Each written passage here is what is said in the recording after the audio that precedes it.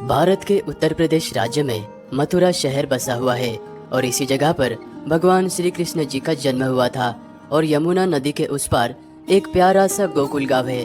इसी गांव में भगवान श्री कृष्ण जी का बचपन पला बड़ा था। आज की इस यात्रा में हम आपको पवित्र ब्रजभूमि के मथुरा के संपूर्ण दर्शन कराने वाले हैं। भारत के किसी भी कोने से आप ट्रेन के माध्यम से मथुरा तक आ सकते हो और 200 से 400 रुपए में आप ई रिक्शा के द्वारा संपूर्ण मथुरा का एक ही दिन में दर्शन कर सकते हैं। मंदिर के भीतर जाने से पहले आपको अपना सामान और मोबाइल यहाँ के लॉकर में रखना होता है और इस बड़े से प्रवेश द्वार से होते हुए आपको अंदर दर्शन करने के लिए जाना होता है। मंदिर के अंदर प्रवेश करते ही आपको ये खूबसूरत सा मंदिर नजर आएगा। इसी जगह पर आज से 5000 वर्ष पहले कंस का कारागार हुआ करता था और इसी कारागार में नन्हे से बाल कृष्ण जी का जन्म हुआ था। और वर्तमान में आप ये जो मंदिर देख रहे हो, इस मंदिर का निर्माण 1618 में राजा वीर सिंह बुंदेला के द्वारा निर्माण करवाया गया था। मंदिर में दर्शन करने के लिए आपको आधे घंटे का समय लग सकता है और दर्शन हो जाने के बाद यहाँ के मीठे मीठे पेड़े का प्रसाद जरूर लें। जन्मभूमि मंदिर से मात्र 1 मिनट के दूरी पर आपको ये प्राचीन पोतरा कुंड नजर आएगा। इसी कुंड में गने नन्हे से बालकृष्ण जी के वस्त्र सबसे पहली बार धोए थे और इस कुंड के महत्व को देखते हुए बाद में इस कुंड का निर्माण अलग अलग राजा के द्वारा करवाया गया था। यमुना नदी के तट पर यह प्राचीन द्वारकाधीश मंदिर बसा हुआ है। माना जाता है कि इस मंदिर का संबंध द्वापर युग से है, क्योंकि भगवान श्री कृष्ण जी द्वापर युग में इसी जगह से द्वारका नगरी की ओर पधारे थे। और वर्तमान में आपको जो मंदिर नजर आ रहा है, इस मंदिर का निर्माण 1814 में ग्वालियर विरासत के गोकुलदास पारिक जी ने निर्माण करवाया था। मथुरा के सभी मंदिर में भगवान श्री कृष्ण जी और राधा जी विराजमान होते हैं, लेकिन द्वारकाधीश के इस मंदिर के गर्भगृह में भगवान श्री कृष्ण जी के साथ में रुक्मिणी जी विराजमान है।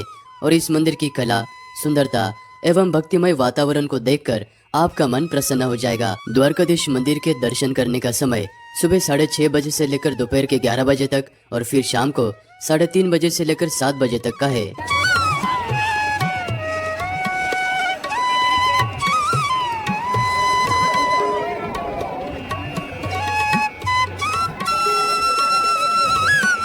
द्वारकाधीश मंदिर में दर्शन करने के बाद मंदिर के बिल्कुल पास में आपको ये मथुरा के सबसे प्रसिद्ध और सबसे पुराने रूपा कचौरी वाले नजर आएंगे। यहाँ पर आप फाफड़ा, जलेबी, इस तरह तरह के स्वादिष्ट व्यंजनों का लुत्फ उठा सकते हैं। अगर आप मथुरा में दर्शन करने के लिए आते हो तो यहाँ पर आप यहाँ की स्वादिष्ट कचौरी जरूर ट्राई करना। द्वारकाधीश मंदिर से मात्र 5 मिनट के ही दूरी पर यह विश्राम घाट स्थित है। माना जाता है कि भगवान श्री कृष्ण जी ने कंस का वध करने के बाद इसी जगह पर विश्राम किया था, इसलिए इस जगह को विश्राम घाट के नाम से जाना जाता है। यमुना नदी में स्नान करने के बाद आप 50 से 100 रुपया देकर यहाँ पर नौका विहार करते हुए खूबसूरत यमुना नदी के दर्शन और साथ ही में यहाँ के सभी घाट के दर्शन भी कर सकते हैं। शाम के 6 बजे के बाद इसी विश्राम घाट पर यमुना नदी की आरती होती है, तो आप आरती में जरूर शामिल होना।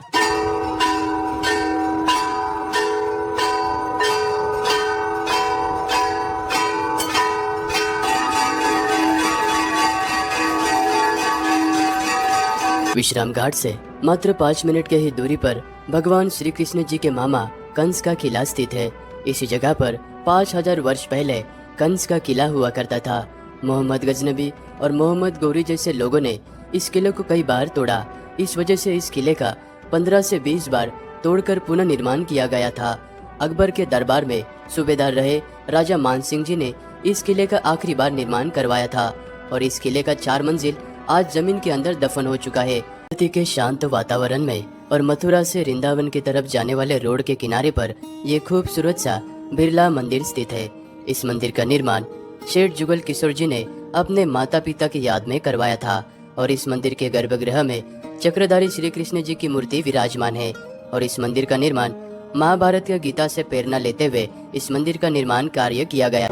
अभी हम श्री कृष्ण जी के जन्मभूमि से 4.5 किलोमीटर के दूरी पर स्थित इस खूबसूरत जय गुरुदेव जी के मंदिर के पास में आ चुके हैं। मथुरा का सबसे खूबसूरत मंदिर होने के कारण इसे मथुरा का ताजमहल भी कहा जाता है, क्योंकि इस मंदिर को संगमरमर के पत्थरों से बनाया गया है और इसकी ऊंचाई 160 फीट है।